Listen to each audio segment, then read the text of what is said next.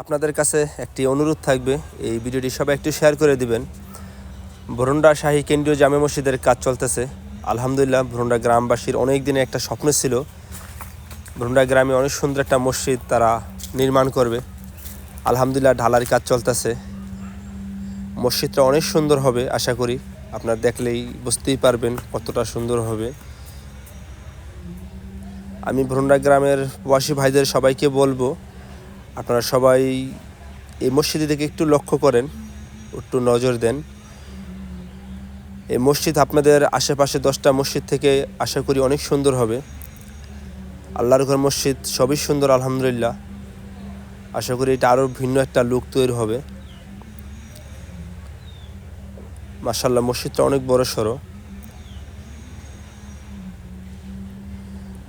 এই মসজিদের ভিতরে ওযুখানা, হুজুরের থাকার রুম,